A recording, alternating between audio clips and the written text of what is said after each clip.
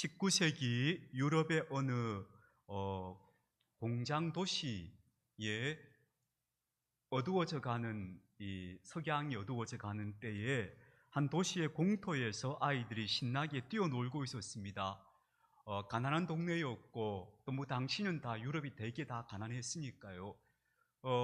더욱 그곳은 가난한 동네였는데 그곳의 아이들이 공터에서 막 뛰어놀고 있는 거예요. 당시에는 놀이터라는 개념이 없었죠. 아이들을 위한 다른 공간을 만들어준다는 건 생각도 못했던 시기였죠. 그때 이 아이들이 놀이터에서 막 뛰어놀고 있는데 그때 한 허름한 복장의 나이든 남성이 그 아이들을 물끄러미 바라보고 있습니다.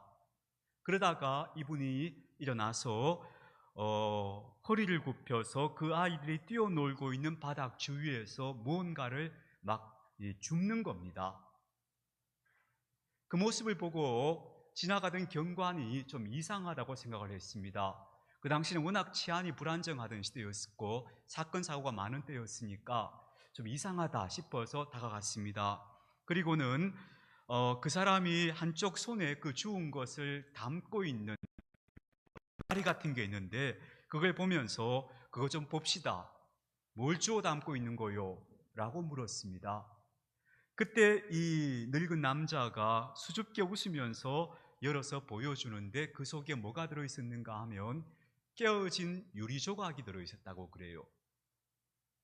그래서 경관이 의아해서 쳐다봅니다. 아니 깨어진 유리 조각을 왜 모으고 있는 거요? 하고 쳐다보니까 그 남자가 손가락으로 아이들을 가리키는 거예요. 그래서 다시 보았더니 그 아이들이 거의 대부분이 맨발로 뛰어놀고 있었다는 거예요. 그럼 이분은 아이들이 다칠세라 그 바닥에 떨어져 있는 깨진 유리 조각들을 주워 담고 있었던 거죠. 그분이 바로 누구였는가 하면요, 스위스의 교육가이고 계몽가였던 요한 하이니히 페스탈로치라는 분입니다. 아마 학교에서 이분의 이름을 들어보신 분들이 있을 겁니다. 교육학, 근대 교육학의 개념을 세운 분입니다. 위대한 교육학자 페스탈로치 선생이 바로 그분이었다는 겁니다. 이 페스탈로치가 등장하기 이전까지의 교육은 어떤 식으로 생각했는가 하면요, 아이들을 체벌하고 엄격하게 훈련시켜야 한다고 생각했습니다. 그 당시에는 아이들을 어떻게 봤는가 하면 심지어는 아이들은 작은 악마다. 그래서 매질을 통해서 이 아이들을 길들이지 않으면 이 아이들은 그 짐승 같은 성격을 교정되지 못한 채로 어른이 될 거고 나쁜 사람이 될 거다. 그게 아이들을 바라보는 교육관이었습니다. 그래서 심하게 매질을 하고 엄하게 훈육하고 그걸 교육이라고 생각했던 시대였던 거죠. 그런데 이 페스탈로치는 이 교육에 대한 생각 자체를 완전히 바꾸어 버렸습니다. 아이들은 작은 악마가 아니다. 아이들도 하나의 인격을 가진 중요한 존재다라고 봐서 그 인격을 존중해 줌으로써 그 인격이 발전하도록 도와야 한다. 존중을 통한 인격 도야라고 하는 새로운 교육 이념을 제시한 사람이 이 페스탈로치였습니다. 그래서 그분은 81세 이를 때까지 한평생, 젊어서 대학을 졸업하고 나서 그때부터 시작해서 81세 이르기까지 자신의 한평생을 교육자로서의 삶을 사는데 바쳤고요. 그 와중에서 그는 자기의 아내와 아들을 잃기까지 합니다. 그럼에도 끝까지 교육자로서 그 태도를 잃지 않고 최선을 다해 살았던 참 아름다운 영혼이었다. 그렇게 말할 수 있습니다. 그분의 묘비에 적혀있는 글을 제가 한번 소개를 해드리고 싶습니다. 이런 내용입니다.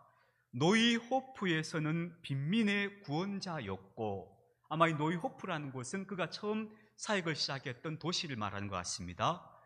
이하르트와 게르트루트에서는 민중의 목자였고, 슈탄츠에서는 고아들의 아버지였고, 부르크도르프와 민헨부흐젠에서는 새로운 학교의 창설자였으며, 이벨당에서는 인류의 교사였던 사람. 그러면서 이 세 단어가 적혀 있다 그래요. 인간, 그리스도인, 시민. 인간, 그리스도인, 시민. 다시 말하면 진짜 참된 인간이었다, 이 사람은. 참 인간다운 사람이었다, 그 말이겠죠. 인간, 그리고 참된 그리스도인이었다. 이 베스탈로치의 할아버지가 목사님이었어요. 그러니까 그분은 한평생 그리스도인 신앙인으로 살았던 사람이에요. 그리고 마지막으로 훌륭한 시민이었다는 거겠죠. 그래서 인간, 그리스도인, 시민, 이렇게 적혀 있고, 마지막 구절이 모든 것을 남을 위해 바치고 자기에게는 아무것도 남기지 않았다. 그의 이름 위에 축복이 있기를, 그렇게 적혀 있다고 그래요. 그러니 우리가 그분의 삶이 어떠했구나 하는 것이 머리에 그림이 그려지죠. 오늘 우리가 함께 읽은 말씀에서 예수님은 당신 자신을 가리켜서 길이요 진리요 생명이라고 말씀합니다. 이 말씀을 어렵게 생각할 필요가 없습니다. 단순하게 저는 이렇게 설명하고 싶은데요, 생명으로 가는 길을 보여주신 분이 바로 예수님이다.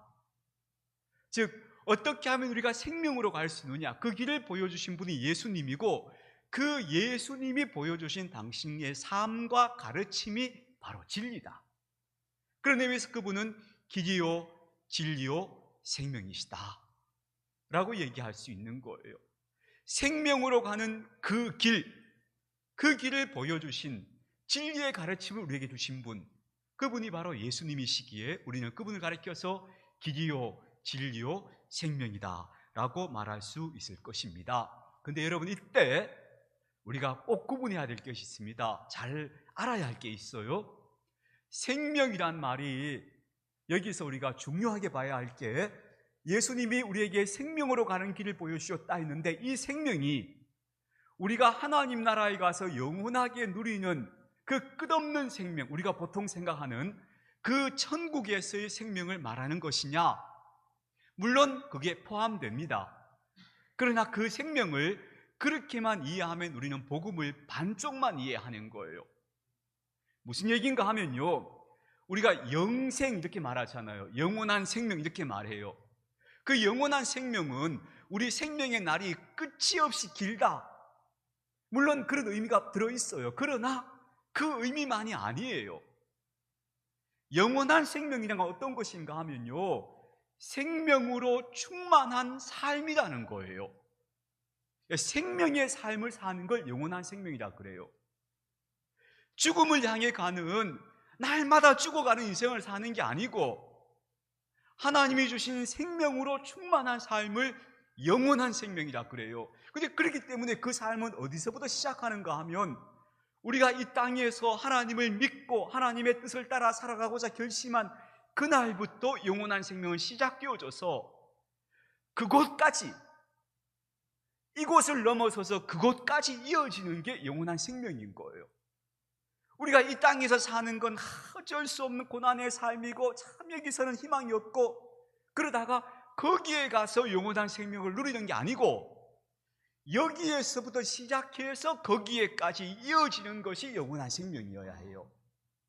그걸 살아야 하는 거예요. 그래서 여러분, 성경을, 복음서를 잘 보시면 예수님께서 그곳, 우리가 죽음 후에 가야 할 그곳에 대해서 예수님께서 말씀하고 있는 부분은 거의 없어요. 몇 마디 말씀이 없어요, 거기에 대해서는.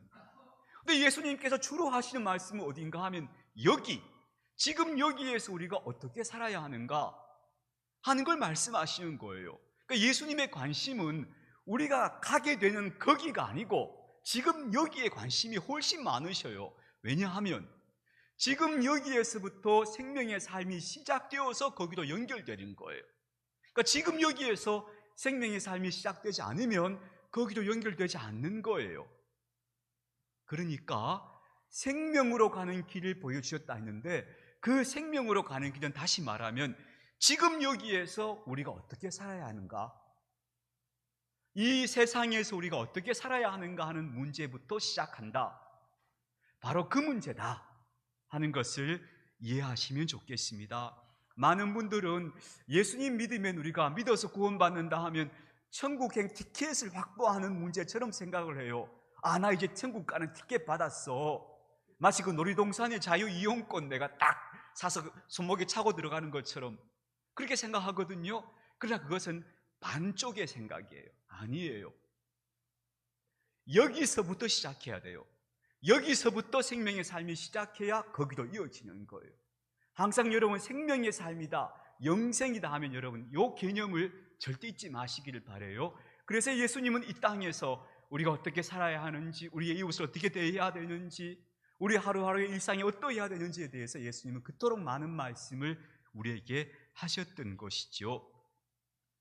자, 그래서 우리는 지난주에 이렇게 말했습니다. 예수님께서 길과 진리와 생명이 되신다 하는 것을 지난주에는 우리가 이렇게 표현했죠. 예수님처럼이 그래서 우리의 세계관이다.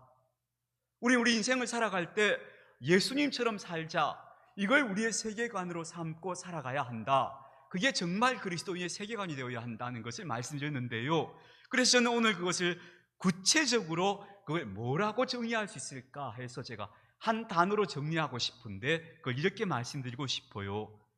돕는 삶이다. 돕는 삶을 사는 것이 바로 예수님처럼 사는 것이다.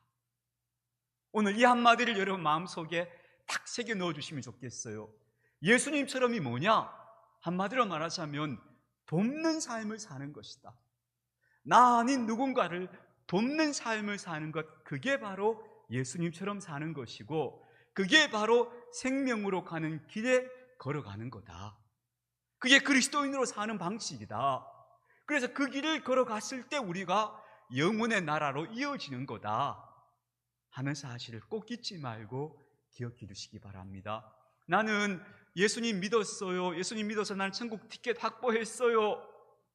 그거는요, 너무 말도 안 되는, 제가 생각하기에는 유치한 아이들 이야기예요. 거기서부터 시작하는 거예요. 천국 티켓 확보됐다고 내 인생 끝나나요? 오늘 천국 티켓 받았으면 내일 내가 하나님 나라 가나요? 안 그렇잖아요. 천국 티켓을 확보했다 해도 내가 숨쉬며 살아가는 하나님, 수많은 날들을 하나님 우리에게 주셨어요. 그럼 그 날들 동안 어떻게 살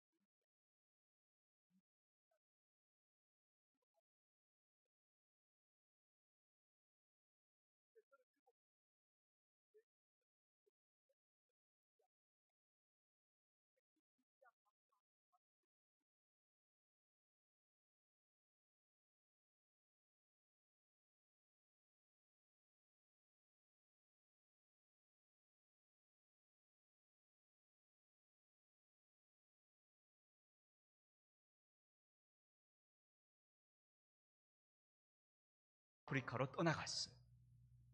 그리고는 갑자기 그런 사람이 아프리카 떠난다니까 주위에서 다 말릴 거 아니에요.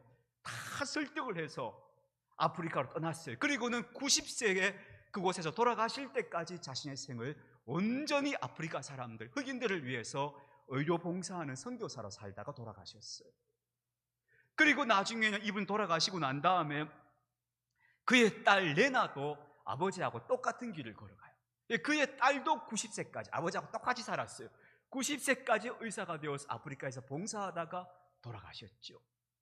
이 슈바이처 박사님이 그래서 1952년에는 노벨 평화상을 받기도 했어요. 아름답지 않아요?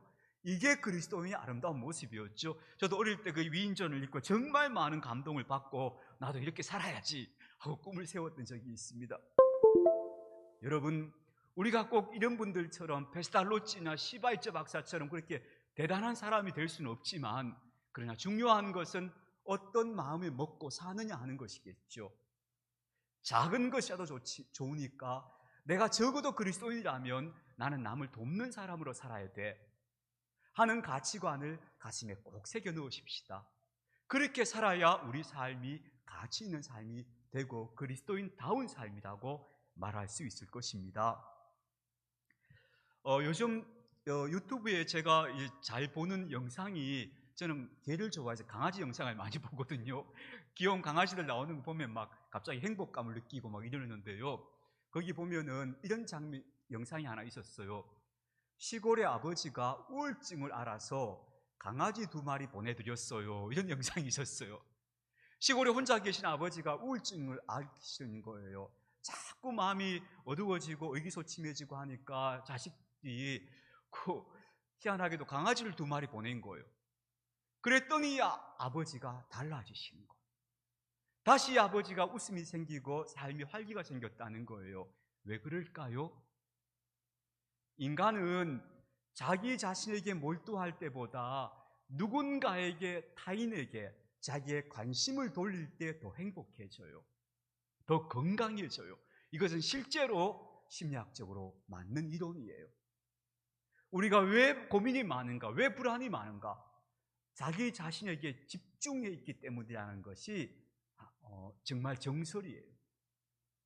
우리가 우리 자신의 고민에 집중해 있는 한 우리는 계속 고민과 염려 속에 살아갈 수밖에 없지만, 내 자신의 관심의 폭을 넓혀서 타인에게로 나아가고 세상을 바라보면서 그렇구나, 나도 참 고민스럽고 어려운 문제를 안고 있지만 저기 저런 부모도 있구나, 정말 억울하게 자식을 잃은 사람들도 있고, 그리고 이 세상을 위해서 저렇게 헌신하며 애쓰는 사람도 있구나 하는 것들을 두루 바라볼 때, 우리의 관심이 우리 자신이 아닌 타인을 향해서 바깥을 향할 때, 그때 우리가 훨씬 더 건강해진다는 거예요. 저는 그것이 바로 예수님이 가르쳐주신 원리와 맞는 것이라고 생각합니다. 돕는 삶이 곧 생명에 이르는 길이라는 사실을 기억하십시다. 그리스도인은 돕는 삶을 살다가 그 나라로 이어져 가는 거예요. 그렇게 이어져 가는 사람이 그리스도인이 되어야 하는 겁니다. 이것이 바로 가치 있는 삶이며 또 우리 자신을 가장 건강하게 만들어주는 삶이다 하는 걸 기억하면서, 적어도 아침에 하루 딱 일어나서 내가 오늘 하루 적어도 한 가지는 누군가를 돕는 삶을 살아야지, 예수님처럼 그런 가치관을 가지고 내게 주어진 삶의 시간들을 살아가노라면 우리의 삶은 우리가 기대하지 못했던 선물들로 자꾸 채워질 거라고 믿습니다. 그런 복된 삶을 살아갈 수 있는 저와 여러분들이 다 되었으면 좋겠습니다.